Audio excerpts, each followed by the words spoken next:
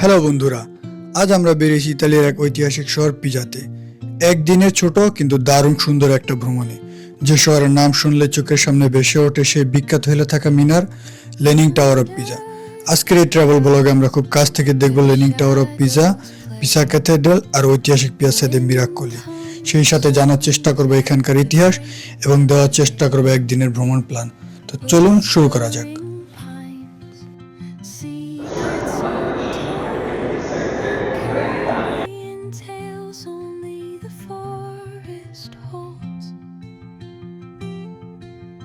আমাদের আজকের গন্তব্য হচ্ছে গিয়া এখান থেকে পিজা।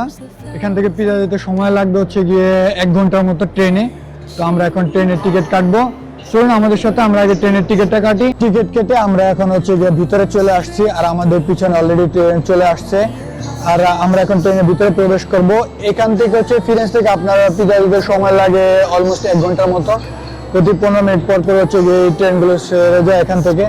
তো চলুন আমরা এখন ভিতরে প্রবেশ করি। এই ট্রেনগুলো হচ্ছে 2 তলা হয়ে থাকে সাধারণত।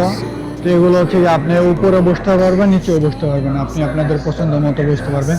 তো এদিকে হচ্ছে নিচে বসার জায়গা আছে, তাছাড়া হচ্ছে গিয়ে আপনি এদিক দিয়ে উপরে গিয়ে বসতে পারবেন। তো আমরা হচ্ছে গিয়ে উপরে বসবো। তো আজকে তেমন একটা মানুষ নেই হচ্ছে গিয়ে ট্রেনের মধ্যে। তো আমরা হচ্ছে গিয়ে ট্রেনের উপরে বসবো। ট্রেন অলরেডি পিজার উদ্দেশ্যে যাত্রা শুরু করেছে। ট্রেনের জানালা দিয়ে রাস্তার দুপাশ জুড়ে সবুজ প্রকৃতি, দূরে পাহাড় আর ছোট ছোট গ্রাম।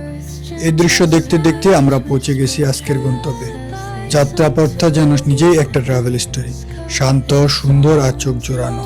তো বন্ধুরা, প্রকৃতির অপরূপ সৌন্দর্য পেরিয়ে আমরা চলে এসেছি পিজায়।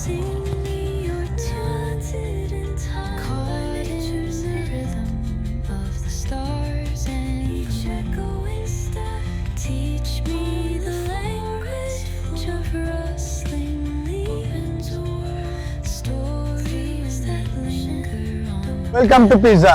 প্রায় 1 ঘন্টার ভ্রমণ শেষে আমরা চলে আসছি হচ্ছে পিজাতে। তো এখন আমরা আছি হচ্ছে পিজা ট্রেন স্টেশনে। তো এখান থেকে আমরা হচ্ছে এখন যাব পিজার যে মেইন সেন্টার সেখানে। তো এখান থেকে আপনি চাইলে হেঁটে যেতে পারবেন, আপনি চাইলে হচ্ছে গিয়ে বাসে যেতে পারবেন। হেঁটে গেলে হচ্ছে এখান থেকে 20 মিনিট সময় লাগবে, 20 থেকে 25 মিনিট। আর বাসে গেলে হয়তো 5 থেকে 7 মিনিট সময় লাগবে। তো চলুন আমরা এখন এখান থেকে পিজা সেন্টারে যাই।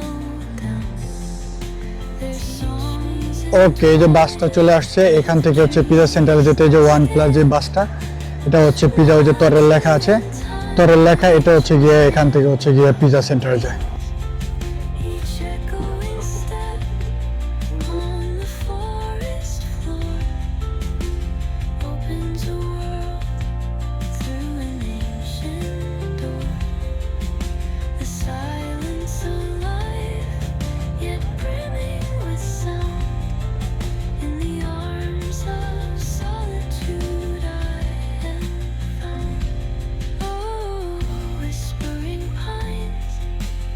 ওয়েলকাম বন্ধুরা, পিয়াজা দে মিরাকোলি। ট্রেন স্টেশন থেকে 10 মিনিটের বাস ভ্রমণ শেষে আমরা চলে আসছি আজকে আমাদের যে মেইন গন্তব্য, মেইন ডেস্টিনেশন, সেখানে তরে দেল পিজা অথবা লেনিং টাওয়ার অথবা হেলানো টাওয়ার, যে নামে ডাকুন। তো আজকের মেইন গন্তব্য এখানে আপনারা দেখতে পাচ্ছেন যে 4টি যে মেইন স্থাপনা, এই 4টি বিভিন্ন ধরনের নাম আছে।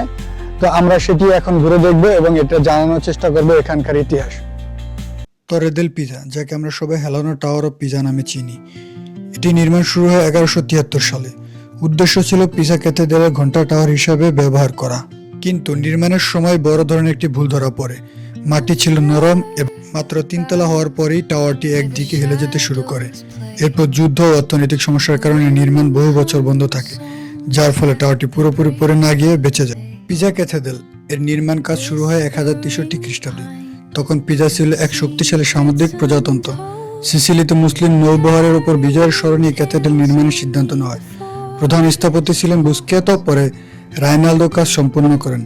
এই ক্যাথেড্রালটি পিজানো রোমানেস্কো স্থাপত্যের এক অনন্য উদাহরণ। সাদা মার্বেল, রঙিন পাথর, খিলানযুক্ত বারান্দা এবং ব্রোঞ্জের দরজা, সব মিলিয়ে এটি এক রাজকীয় সৌন্দর্য বহন করে। আজকের এই ছোট্ট ভ্রমণে আমরা দেখালাম পিজার সৌন্দর্য, তার স্থাপত্য, নীরব ইতিহাস। ভ্রমণ শেষ হলো, স্মৃতিগুলো থেকে যাবে অনেকদিন। আপনাদের ভালো লেগে থাকলে ভিডিওটা লাইক দিন, আর নতুন ভ্রমণ গল্পের জন্য চ্যানেলটা সাবস্ক্রাইব করতে ভুলবেন না। এই ছিল আমাদের পিজা ভ্রমণ। আবার দেখা হবে নতুন কোনো শহরের পথে। ততক্ষণ পর্যন্ত ভ্রমণ হোক সুন্দর, স্মৃতি হোক অমূল্য। চা।